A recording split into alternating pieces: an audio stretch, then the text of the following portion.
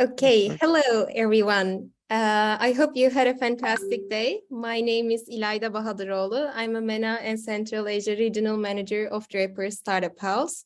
Before we begin, I would like to thank to Infor Startups for this amazing Startup Investment Summit. I know that they put a lot of effort and we are so happy to be part of this event. Today, we're gonna discuss about the global entrepreneurship ecosystem. We have very special guests, Henrique from Draper Startup House, Abay from Astana Hub. Also, I should mention that Draper Startup House and Astana Hub recently announced a partnership to empower the global entrepreneurship ecosystem together. So, let's start. Henrique, can you introduce yourself and tell us about your company? Yeah, sure. Thank you, İlayda. Really happy to be here. My name is Henrique, as you already know. I'm the European Director for Draper's Startup House. Draper's Startup House, so we are a global network of physical spaces, the houses, in more than 30 cities around the world. And these physical spaces can be or co-working spaces or co-living spaces or both. And our goal is to target founders and entrepreneurs in these spaces and then help them build their idea, thrive, get invested. And we do that through some resources that we have. We have a micro VC fund, for example, where we support the founders that go through our spaces and our educational programs as well. And we also have our academy that does long-term and short-term programs and also mentoring sessions, workshops, boot camps in order to give these tools to entrepreneurs as well. So basically we can see that as like three pillars. We have the hospitality part, which are the physical spaces, so co-living and co-working spaces. We have the investment part, which is our VC fund, and we also connect you with other VC partners. And then we have the academy part. So basically all these courses and workshops and boot camps that we do in order to help entrepreneurs and these early stage startups to grow as well. We are under the umbrella of Team Draper, which is a venture capitalist from San Francisco. He was the lead investor of Skype, Tesla, Hotmail, Robinhood as well, and basically invested in us in 2019. And that's why we are called Draper, and we have all of these resources to help entrepreneurs as well. My role specifically, so as European Director, on the hospitality part, basically, I help gather new spaces in Europe through our own spaces or partner spaces. On the investment side, I scout startups and I also screen pitch decks, basically to see which startups we are going to invest or not. And on the academy part, I curate and organize the programs that we run, not only in Europe, but also in the other parts of the globe. But I think I will also talk more about that later. So yeah, in a nutshell, this is it. Any questions, I'm also available to answer. Thank you so much. Abay, can you introduce yourself and tell us about your company? Thank you, İlayda. First of all, I would like to express my gratitude for Draper Startup House and especially for you, İlayda, for invitation. It's a pleasure to join this interesting meeting. My name is Abay. I'm Managing Director for Development and Expert at Astana Hub. Astana Hub is like a startup ecosystem builder here in Kazakhstan and Central Asia as well. We provide special educational programs to IT specialists. We also provide incubation acceleration programs to startups. We work closely with such big names as Google for Startups, Plug and Play, and from recent times with Draper Startup House. Yeah, we also work closely with corporations. We help them to become more innovative, to become more efficient. We build like bridge between startups and corporations. Also, we provide special tax preferences for IT-related companies. And I think that our tax regime is one of the most favorable regimes in the world. And what else? I think that this is all of our most important services we provide. Thank you so much. So Henrique, you mentioned about the programs you're organizing right now. Can you give us a little bit details about the programs you're organizing? Also, I know that Draper Startup House has an accelerator program. Yeah, sure. So we have different types of programs, and this can go from short-term to long-term, online, on-site, or hybrid programs. So as Ilayda was mentioning, we have an acceleration program. We have two, actually. So we have an acceleration program in Austin, Texas. This is an on-site program. It's a 6-week program where we select some startups and they go through all the acceleration phase, and there's a demo day by the end. Then we also have an acceleration program in Silicon Valley, in San Mateo, in Draper University. This is a 5-week course where you have, every day you have modules, tasks, networking sessions, and it all culminates in a pitch day at the end where you can get up to 150K in funding. But then we also have other programs, short-term programs, online. So we have a 2-week online program called Fundamentals of Entrepreneurship. This program runs 4 times a year, and it's in partnership with Draper University.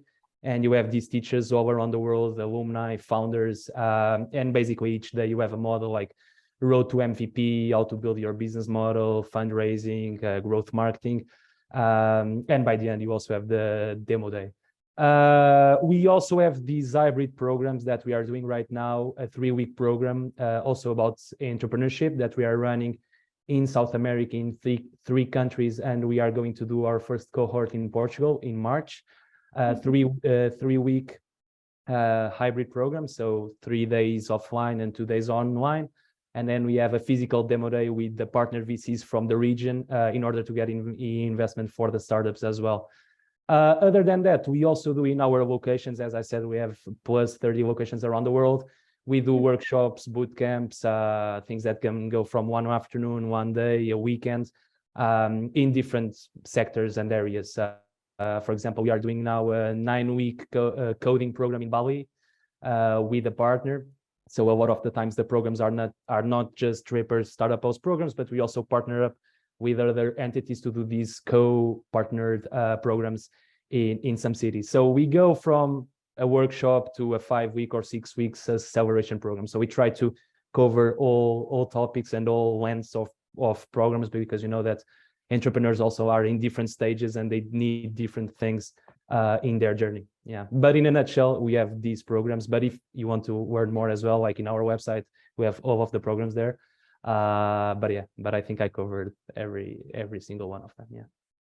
Also, I should tell that one of the Turkish startups went to Draper Startup House Accelerator program this year, and he mentioned that he had a really good time in there. Which one, the Austin one or in San Mateo? Austin. The Austin one. Okay, that's one is yeah. Yeah, cool, awesome. Abay, can you tell us about the programs you're organizing? I had a chance to attend one of your demo days when I was in Kazakhstan. It was Google for Startups demo day, and it was amazing. The quality of startups were pretty impressive. Can you give us a little bit details? Thank you. For startups, we have 3 particular programs. First is the incubation program for startups on the MCI and MVP stage. Yes, and 2 special acceleration programs. Our flagship acceleration program called Silkway Accelerator. It's a joint program with Google for Startups. This year, Astana Hub was nominated by Google for Startups as a first partner in Central Asian region, plus Mongolia and Azerbaijan. So this program covers 7 countries. And we already did 2 batches of these acceleration programs. And on average, we receive around 300 applications from the 7 countries, and we selected only top 15. Yeah, and it's a 12 weeks acceleration programs, which is held offline here in the capital of Kazakhstan, in Astana city. Yeah, we provide all, apart from acceleration program, trainings, workshops, and consultations, we also provide co-living and co-working places for startups, and also offer them a special tax regime. And we see that this particular program shows great results. All of our participants of these programs attracted some investments, expanded their business to foreign markets, increased their valuation, and we see that this program is efficient, and we are going to continue next year in partnerships with Google for Startups. Also, we have special acceleration program called Scalerator. It is export-oriented program. We help our residents, participants to expand, to go global, to expand their businesses to other markets. And this year, also almost 40 startups graduated from this program, and they made sales in the foreign market. They also attracted some investments, and we also see that it is efficient program, and we are going to continue next year. Oh, it sounds pretty interesting, actually. So, Henrique, are there any areas of special interest to your company? Like, what are the sectors that Draper Startup House interested in? Yeah, on the investment side, we are sector agnostic. So the thesis of our fund is being sector agnostic. We focus on early stage startups. But that being said, so we don't have a specific sector or trend that we are following. Like, it has to be related with tech, of course. But from our portfolio of companies, we have companies from blockchain to SaaS to deep tech, clean tech, insurtech. So we don't have a specific like sector that we invest in. It's more towards the stage that your startup is. On the academy part, we sometimes run programs that are specific by sector, but the bigger programs, so the acceleration programs, they are also sector agnostic as well, because we are lucky to have a big network of mentors and founders and alumni that are from different sectors. So we think that we can add value to a lot of startups despite their sector. And the company itself, like the partnerships that we do, we tend to partner up with accelerators, incubators, service providers, and all of these to give value to our guests. So for example, we partner up with VCs for these demo days, and we have these fundraising mentor sessions. We partner up with incubators and accelerators to do joint programs. We partner up with Google or with AWS to give some perks to the guests that we have. But in a nutshell, no, we don't have any specific area. Of course, that sometimes we have some focuses. So for example, in Portugal, we are focused a lot on blockchain and cryptocurrency because it's currently a hub for that because of the tax exemptions that we have here. We maybe see that, for example, Bali is more towards digital nomads, marketing, freelancing, marketplaces. So we tend to do some courses on those areas as well. But overall, we are not sector specific, and our funds is also not sector specific. Yeah. Okay, it sounds pretty cool. So Draper Startup House is welcoming everyone. Yeah, exactly. Abay, is there any specific areas that Astana Hub is interested in? I mean, is there any areas that specifically you are looking for your programs? Also, we are sector agnostic. We're open to IT-related and tech startups with global potential. So, and we are working only with IT-related and tech startups. Oh, it sounds pretty cool. So, Henrique, can you give us a little bit details about the investment part of Draper Startup House? Like, if I was entrepreneur and wants to get investments, how is the process? Yeah, sure. I'll split my answer in two. So basically, I'll talk first about our micro VC, so our own funds that we invest in startups. And then I'll talk about another part, which is the connection that we also do to funds in our network, but also some partner funds. So basically, our micro VC, as I said, sector agnostic, early stage startups, so pre-seed and sometimes seed. We do tickets from 50K to 200K. We don't do follow-on rounds. We just do the first round. We are a $2 million fund. We are closing the first fund now. We have 22 companies in our portfolio, and we are now raising for the second fund, which will not be a micro VC anymore. It will be a bigger fund. From the companies in our portfolio, we have 2 health tech companies, 2 blockchain companies, insurtech, green tech, so marketplaces, SaaS companies. So we have a little bit of everything, and we try to cover a little bit the whole globe, because the whole goal is to invest in entrepreneurs that or go through our spaces or go through our educational programs. So I would say the best way for you to get invested by us is or to contact someone in a house, or to go to a house itself to try to participate in our events or in our educational programs. And if we like you, we like the idea, the team, then you go through all of those stages of meetings and pitch days and everything to see if our funds will invest in you. Then we have the second part, which is basically we are part of a larger network of funds. So the Draper Venture Network, which consists of 24 funds worldwide. We are one of the 24th. And those ones, they sometimes do larger tickets. They are sector specific. For example, we have a fund in Boston that it's just for healthcare. We have a fund in Switzerland that it's just for blockchain. So then we can connect you to those funds and maybe co-invest with them as well. So beside having our own fund, we also syndicate deals to other funds and try to connect you with our network, because sometimes you are maybe in Series A, Series B, or you are asking for a larger ticket, and then we can help you with the connections. And that's the good thing about being in a larger network, is that we can do it. But yeah, 22 companies in our portfolio, closing the year now. Really happy that we are trying to cover like the locations that we are in the globe. So we closed now the first investment in Portugal. Really cool. I was really happy about that one. In Estonia as well, we have Singaporean companies, United States. So we have a little bit of everything. But yeah, if you are interested, if you are an early stage entrepreneur or founder, maybe we also then other specifics that we look. MVP in place, that's plus a little bit of traction as well. So we don't ask for like enormous numbers, but a proof of concept or some sales are also a positive thing. So you can contact me directly. You don't have to be in one of our houses or educational programs. You can contact us directly, and then we can like engage in the conversations as well. But yeah, I think that's it. Yeah. Well, thank you so much.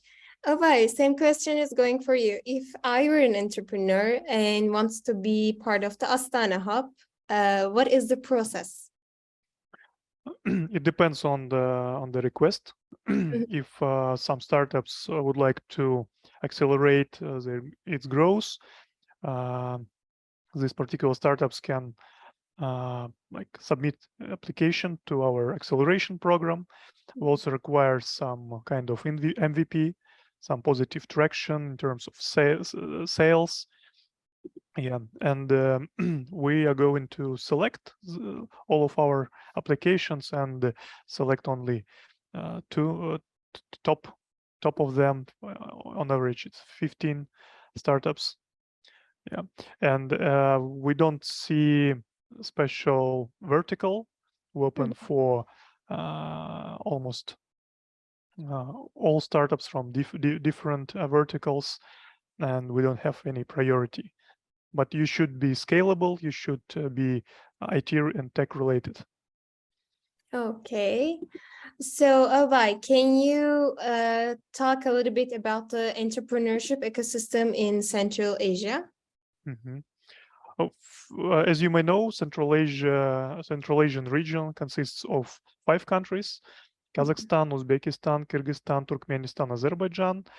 The population of all of these countries, almost 80 million people,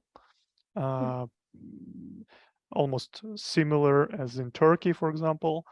Yeah, and I think that this region is really prominent because of its growth. And I would like to outline some maybe statistics about IT and tech industry in Kazakhstan.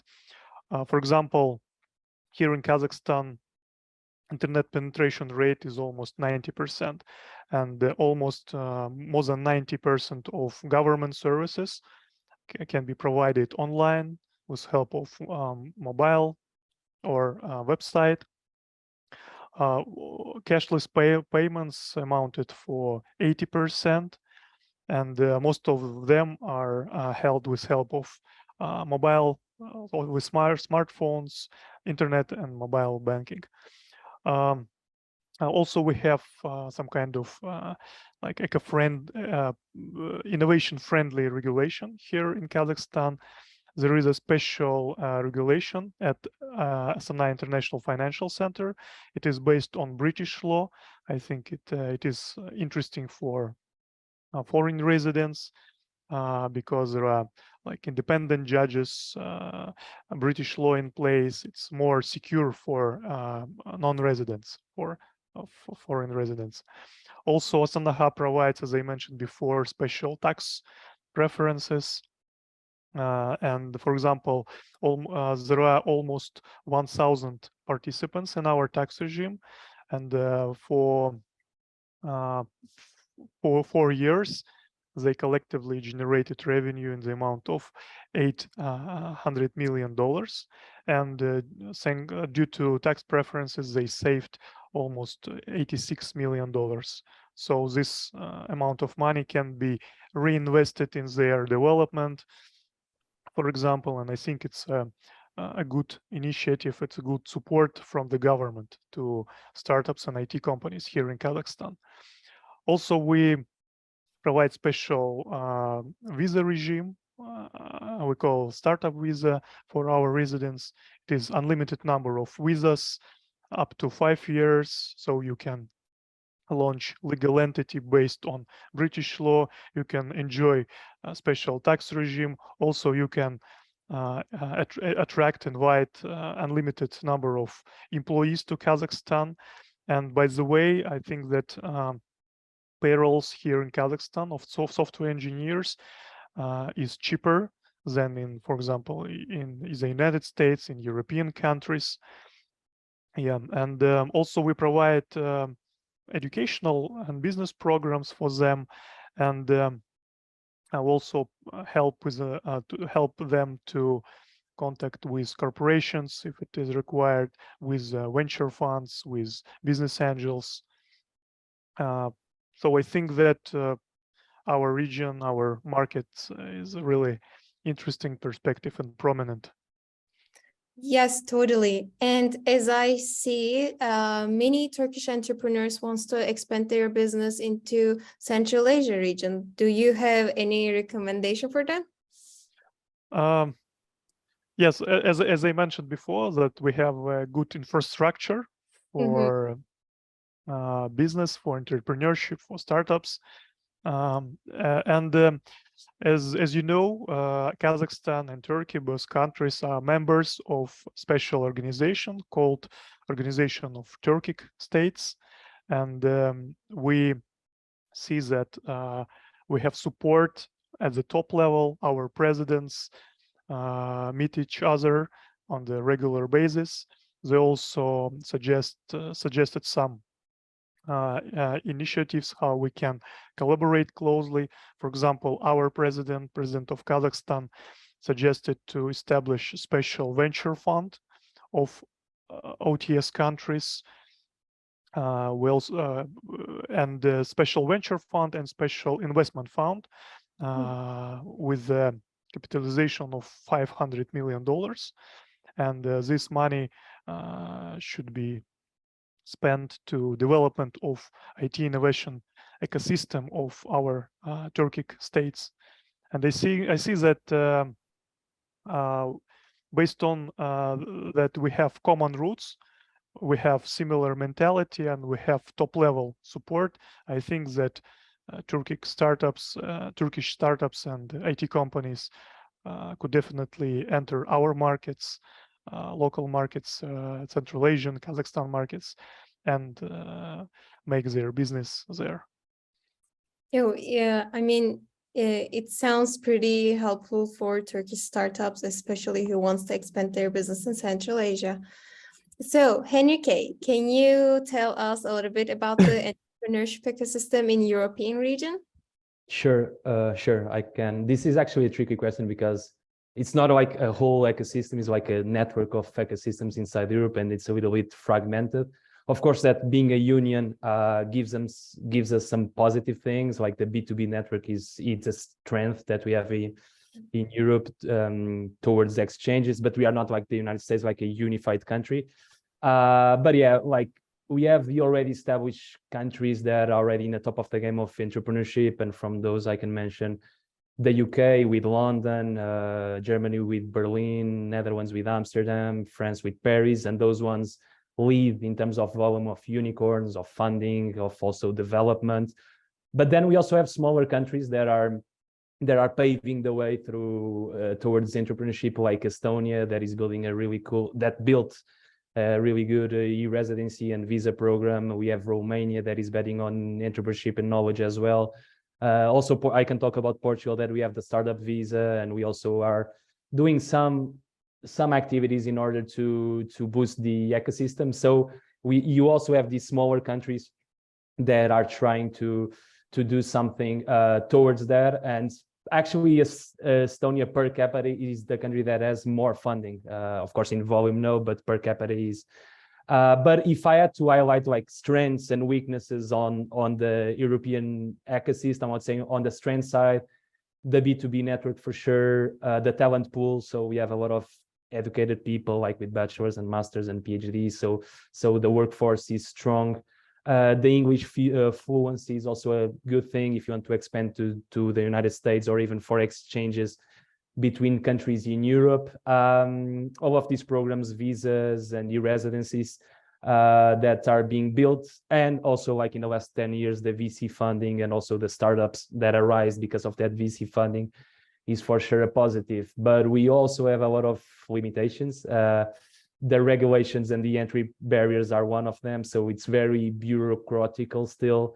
The taxation, so the taxation is high. Of course, it changes from country to country. For example, in Ireland, there's a really good taxation structure for bigger companies, but on average, like the taxation for companies is high, and the regulations towards entry of startups is also high.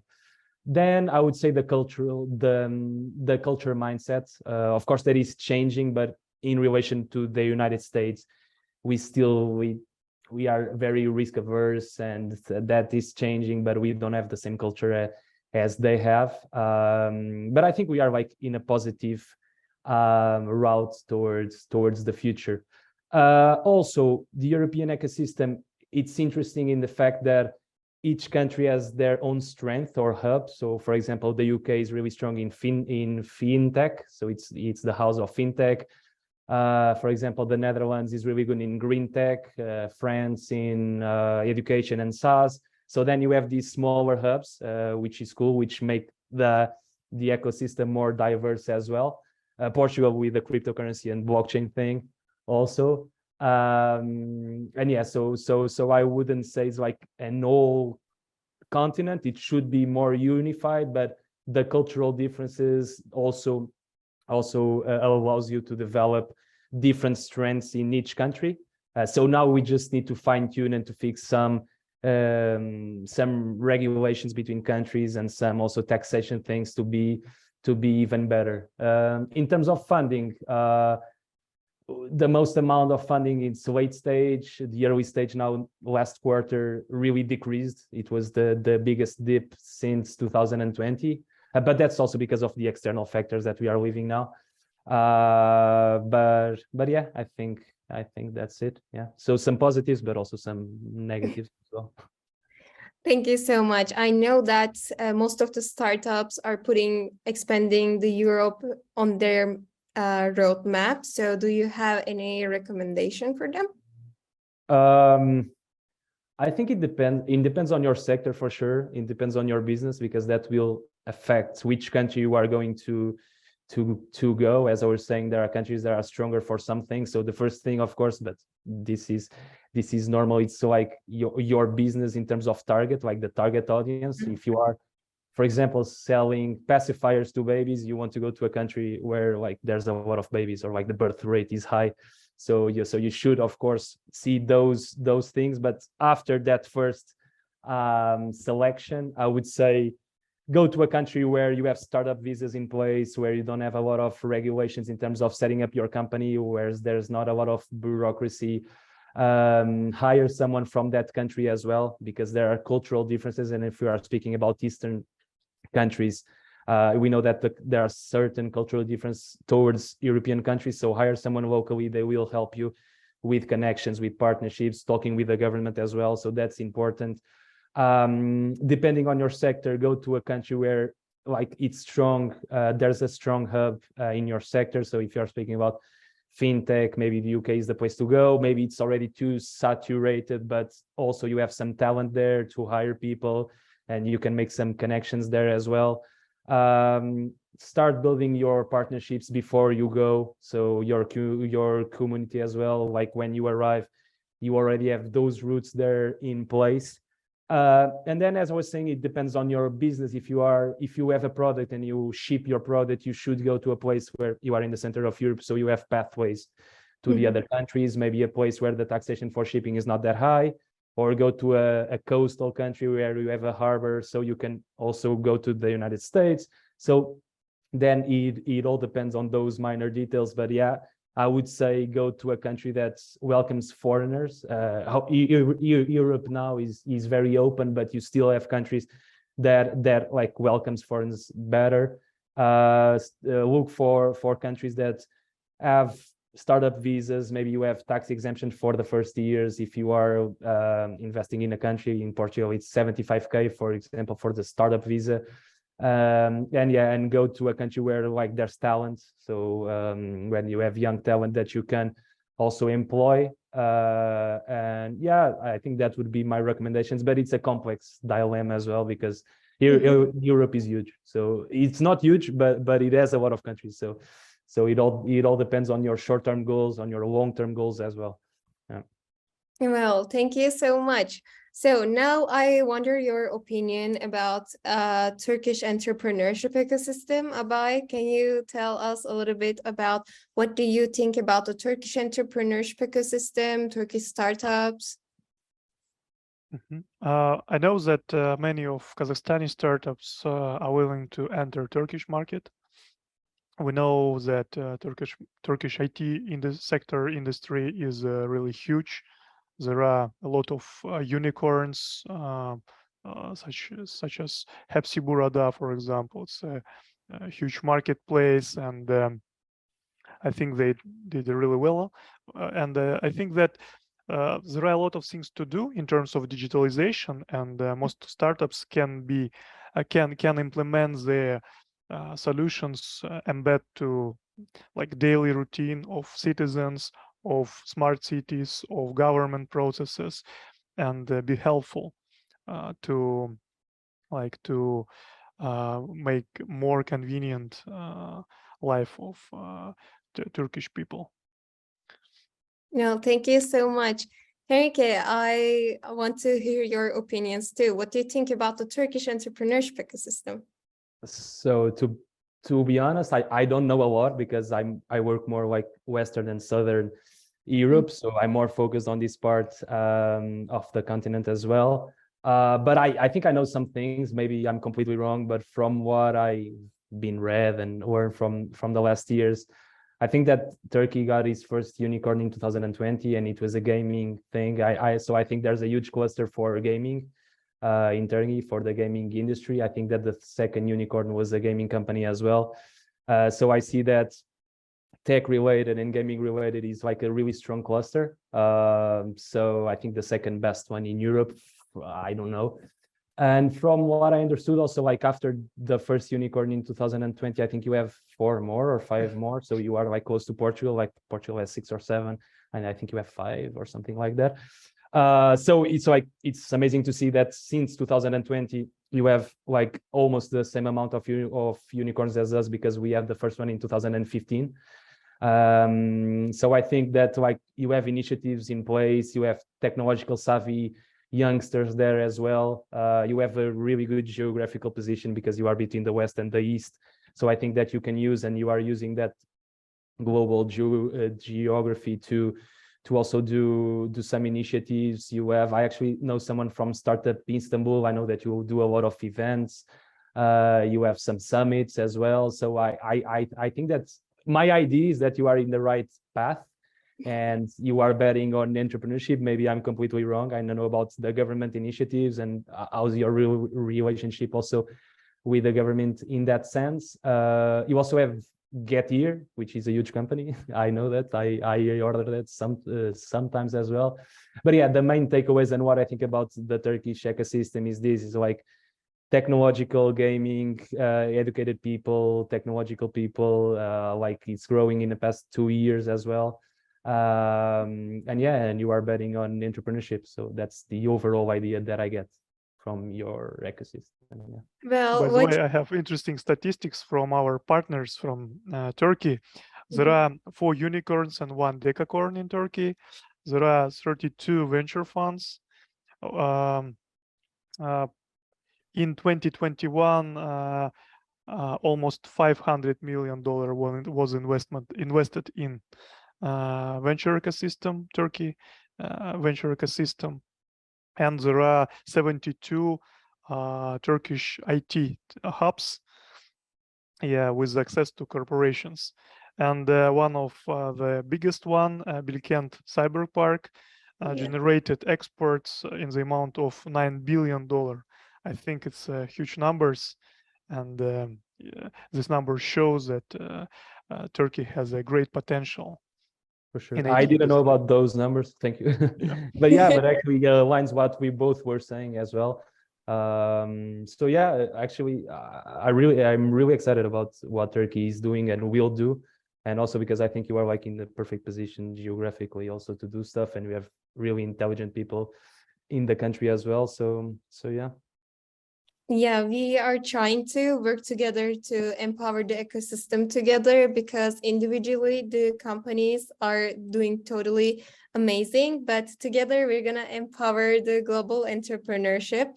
And I believe that the information that you gave us today will be super helpful for the entrepreneurs on their journey. My questions are done right now. Is there anything that you would like to add? No, just thank Nothing you from my for side. the opportunity of being here, and it's it was a pleasure. It's always amazing to meet players from other ecosystems and other countries and see their insights also. So yeah, and if you have any question, I'm available to answer. Yeah. Oh, thank you so much. Also, I'm so happy to both of you have in this panel session, and I guess this is all about the global entrepreneurship session. If you have any other questions, feel free to reach us on LinkedIn.